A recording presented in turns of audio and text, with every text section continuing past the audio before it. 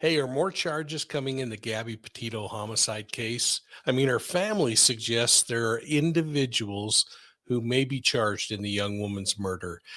And things are really heating up in the missing persons case down under of William Tyrell. Did cops get tunnel vision in 2014 and miss some important clues? Or did new evidence just change the playing field?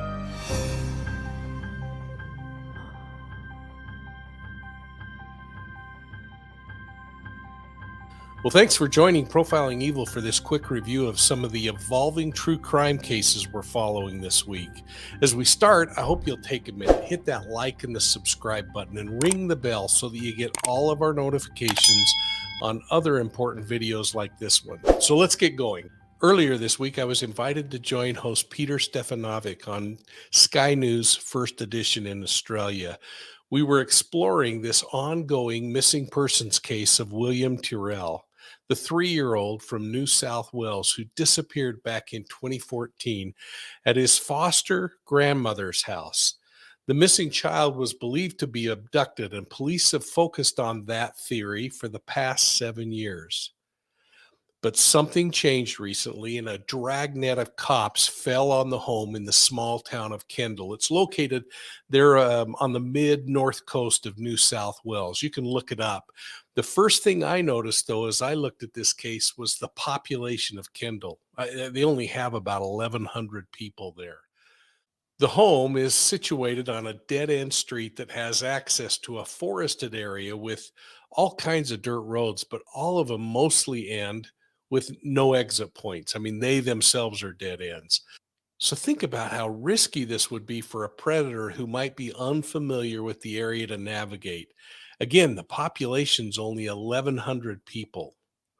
Now, William and his guardians had only arrived at the home a day earlier, leaving very little time for some skulking predator to notice the boy who was reportedly playing outside with his sister. He was there, and his grandmother and his mother were kind of watching, and they say they were close by. They only walked away for a moment when the child suddenly disappeared. A few suspects immediately came to the attention of police, but nobody's been charged in this case, which appeared to go cold. That is, until a few days ago. The foster grandmother died earlier this year, and now police are digging up her former residence, and they've taken her automobile into custody for more testing. I mean, shouldn't this have been done 7 years ago? Maybe it was. I don't know. But now, South Wales police are looking for evidence, perhaps even a body. Assistant Police Commissioner Stuart Smith told reporters this week that investigators are following a line of inquiry that has not been previously explored. New evidence. The search includes digging up areas around the home, searching waterways, and possible burial sites nearby. They've even been seen using ground penetrating radar to look under new slabs of concrete that are at the residence. And the search appears to be proving fruitful. Police have recovered pieces of cloth and a part of what they call as a Hessian bag. Now, for those of you in the United States, that's simply a burlap sack. Photographs suggest that fabric located below a second-story deck is being recovered. It supports the theory that some have had that the boy may have fallen off the deck and was buried in the yard. Yeah, I always think it's important to have a devil's advocate point of view. And I just want to say, is it possible that this fabric was simply weed barrier in the same garden area and it's going to prove to be this big red herring? I don't know. But think about it. Natural burlap is used in many parts of the world as an alternative to these synthetic weed barriers that some of us use. Now, I'm sure law enforcement's taking all of this into account, and it's going to be really interesting to see what's recovered. But for now, we only know this, that authorities are, quote, very happy with the items that they've uncovered so far, close quote. Well, I would think William's foster parents are thrilled with the hundreds of police officers who are now scouring the area. I'm still left wondering why all this is happening all of a sudden. and why William's foster mother has recently emerged as a person of interest in the case. Reports are that she and her husband now have legal counsel. Man, that is really interesting, and it's going to be interesting to watch this one unfold. We'll continue to talk about it in the future. I want to thank our friends down in Australia for reaching out to me with email information about the case, and I want to especially thank Sky News First Edition for the invitation to chat about this cold case. Well, folks, it's officially the holiday season here at Profiling Evil, and we're going to be giving away all kinds of things during the 12 days of Christmas. To qualify, you need to subscribe to our channel. We've got some great giveaways in mind, and those of you who are channel members are going to qualify for some extra cool stuff. I mean, did you know that you can sign up for our channel memberships for as little as $1.99 a month? And your support really helps us roll out decent quality content. So please consider doing it. But for those of you who can't afford to give us a little more financial support, don't worry. We're still there. We're still going to be providing videos. We're still going to be doing what we do. And we're going to be making it all available to everyone in the profiling family, including some of those free gifts. And since we're talking holiday gift giving, please consider picking up my 2 new books, Deceived, an investigative memoir of the Zion Society cult, and She Knew No Fear. You can get hardbound, signed copies for $20 off the regular price, and they're available right now at profilingevil.com. And by the way, the book Deceived, it chronicles my investigation and takedown of a ritualistic cult. It explores how many of the 32 victims that we rescued rose above the horrors that they experienced. And here's the cool part.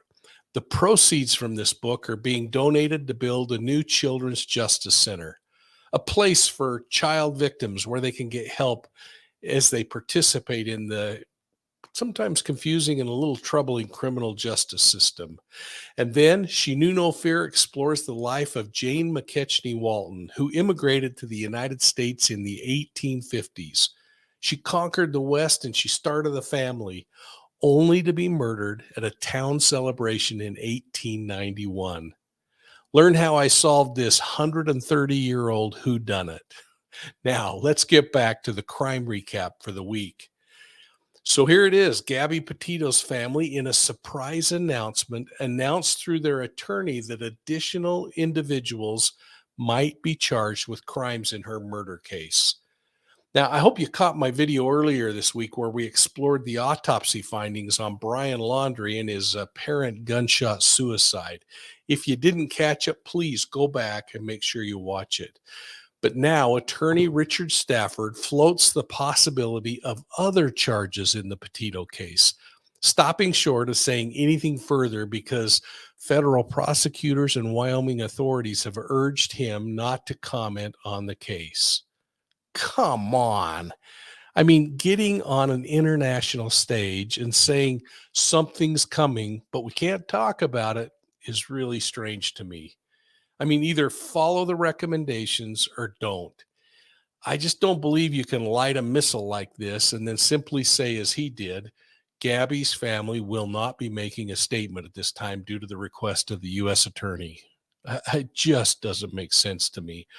Speculation is swirling around whether or not Brian Laundrie's parents are going to be charged with some kind of obstructing justice claim. But all of it leaves us wondering, what is next? Again, folks, nobody's been charged. There's just all this speculation going on out there. Well, don't forget about that case, and don't forget to stay up to date on the Ghislaine Maxwell case that's beginning next week in trial. She's been sitting in jail for 17 months, and we haven't been standing by doing nothing. We've been working behind the scenes. In fact, we've released a number of videos on Maxwell and the grooming tactics employed by her in this case with co-conspirator Jeffrey Epstein. Now, Maxwell is being tried on 6 counts, including conspiracy to transport underage girls to engage in illegal sexual activity. She's going to face the court for the indictment where she took victims allegedly groomed and delivered them to Epstein to be abused, oftentimes in her presence. Now, here's what's really cool. Next week, Profiling Evil podcast will feature an interview I did with Kirby Summers, the author of Ghislaine Maxwell, an unauthorized biography. You are not going to want to miss this one. It's going to launch on Wednesday in audio podcast and on YouTube on Friday for the video version. So make sure you're listening in on that one. Keep in mind, folks, Maxwell is denying the charges. So we'll see what happens in this trial that could effectively determine where she's going to spend the rest of her life. We'll keep watching these cases as they unfold, and we'll get back to you. In the meantime, I want to ask you a couple of questions, and I hope you'll respond down below. First, what do you think the Petito family attorney meant when he made those comments about possible pending charges? Number two, if you were a juror in Ghislaine Maxwell's case, could you be fair and impartial? And number three, let me know what you're thinking about the William Tyrell case. Is law enforcement any closer to solving this one? Hey, I hope you'll hit that like and the subscribe button and ring the bell so that you get all of our notifications on videos like this. Have a great weekend. We'll see you at choir practice on Monday night. So until then, hang in there, and we'll see you soon at the next crime scene.